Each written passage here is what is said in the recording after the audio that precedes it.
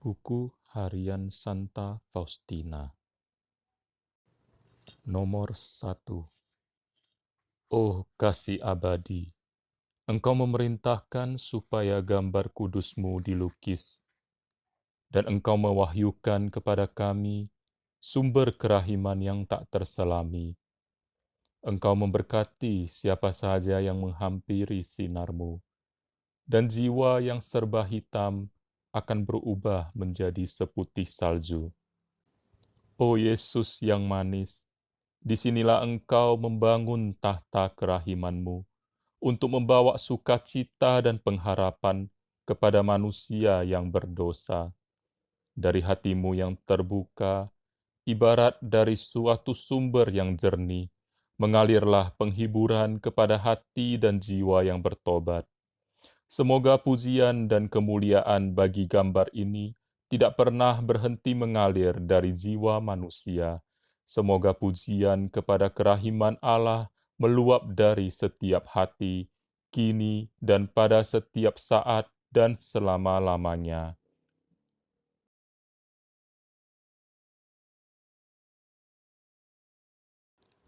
Nomor 2.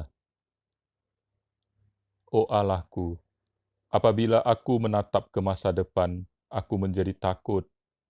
Tetapi buat apa mencebur ke dalam masa depan?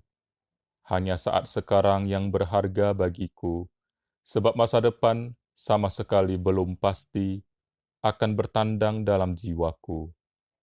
Sama sekali tidak ada dalam kekuasaanku untuk mengubah, mengkoreksi, atau menambah sesuatu pada masa lampau, sebab baik orang bijak maupun para nabi tidak dapat melakukannya. Maka, apa yang telah direngkuh oleh masa lalu harus kuserahkan kepada Allah. Oh masa kini, Engkaulah milikku sepenuhnya. Aku ingin menggunakanmu sebagaimana aku dapat, meskipun aku lemah dan kecil. Engkau memberi aku rahmat, yakni kemahakuasaanmu. Maka, sambil berserah kepada kerahimanmu, aku meniti hidupku seperti seorang anak kecil, sambil setiap hari mempersembahkan kepadamu hatiku, yang bernyala-nyala karena cinta akan kemuliaan-Mu yang semakin besar.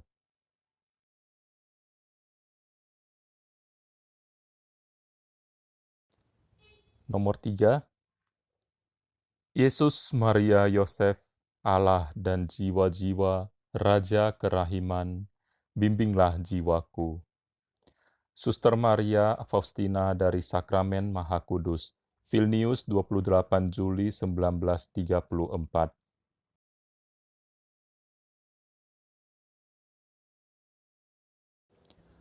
Nomor 4. O Yesusku, karena berserah kepadamu, aku merangkai ribuan bunga, dan aku tahu bahwa mereka akan mekar. Aku tahu bahwa mereka semua akan bermekaran ketika mentari Allah bersinar atas mereka. O sakramen yang agung dan ilahi, yang menyelubungi Allahku, Yesus, sertailah aku setiap saat, maka rasa takut tidak akan menyusup ke dalam hatiku. Yesus, Maria, Yosef, buku pertama, Vilnius 28 Juli 1934.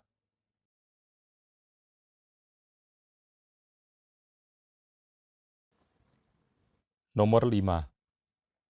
Allah dan jiwa-jiwa, O Tritunggal yang Maha Kudus, terpujilah Engkau kini dan sepanjang segala masa. Terpujilah Engkau dalam segala karyamu dan dalam segala makhluk-Mu. Ya Allah, semoga keagungan kerahiman-Mu dikagumi dan dimuliakan.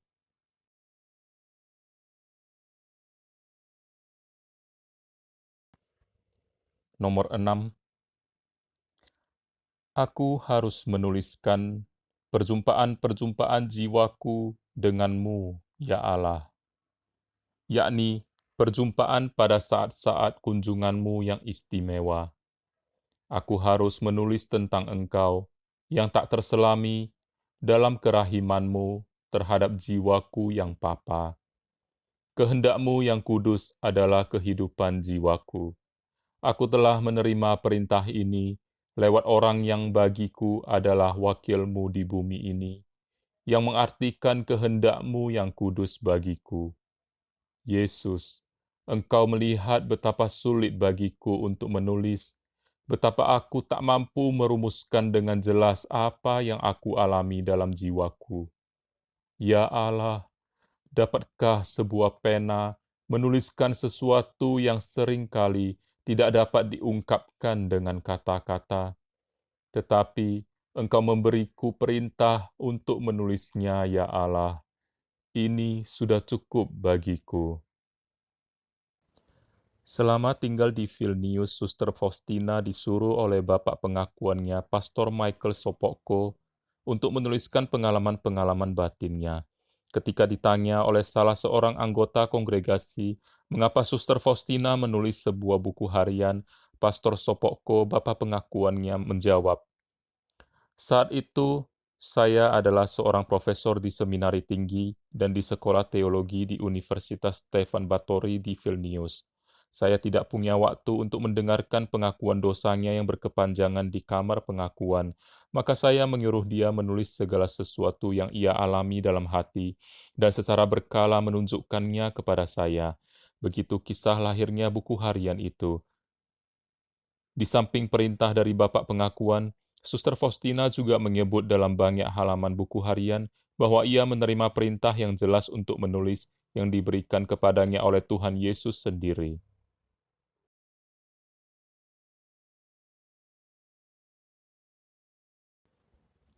Nomor 7, Warsawa 1 Agustus 1925, masuk biara. Sejak usia 7 tahun, aku mengalami panggilan yang jelas dari Allah, yakni rahmat panggilan untuk hidup membiara. Pada tahun ke-7 dari hidupku itulah, untuk pertama kalinya aku mendengar suara Allah dalam jiwaku, yakni suatu undangan untuk menempuh kehidupan yang lebih sempurna. Tetapi aku tidak selalu patuh kepada panggilan rahmat ini. Aku tidak menjumpai seorang pun yang dapat menjelaskan hal ini kepadaku.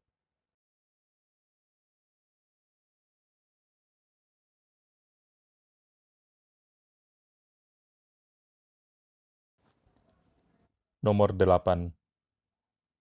Aku memasuki tahun ke-18 dalam hidupku.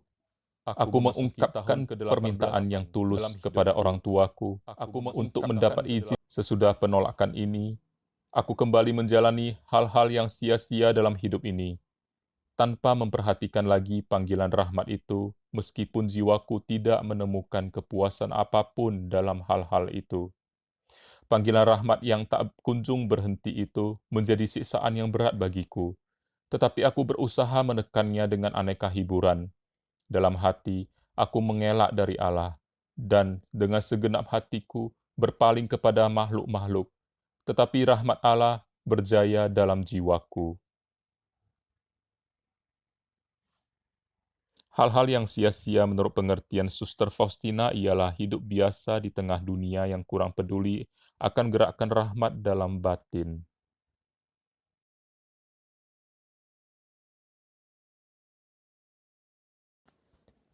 Nomor 9. Sekali peristiwa, aku mengikuti pesta dansa bersama salah seorang saudari. Sementara setiap orang menikmati sukacita, jiwaku mengalami siksaan yang hebat. Tatkala aku mulai menari, tiba-tiba aku melihat Yesus di sisiku. Yesus tersiksa oleh rasa sakit, pakaiannya dilucuti, dan tampak seluruh tubuhnya penuh dengan luka. Ia mengucapkan kata-kata ini kepadaku, "Berapa lama aku harus bersabar menunggumu, dan berapa lama engkau akan terus mencobai aku?" Pada saat itu, musik yang memesona itu tidak terdengar lagi olehku, dan teman-teman yang ada bersamaku hilang dari pandanganku. Hanya tinggal Yesus dan aku. Aku mengambil tempat duduk di dekat saudaraku tercinta, pura-pura sakit kepala untuk menutupi apa yang terjadi dalam jiwaku. Sesaat kemudian, diam-diam aku menyelinap keluar meninggalkan saudariku dan semua temanku, dan aku berjalan menuju Katedral Santo Stanislaus Kostka. Hari sudah hampir senja, hanya ada beberapa orang di katedral. Tanpa memperhatikan apa yang terjadi di sekelilingku, aku rebah di depan sakramen Maha Kudus dan memohon kepada Tuhan agar berkenan membantuku memahami apa yang harus aku lakukan.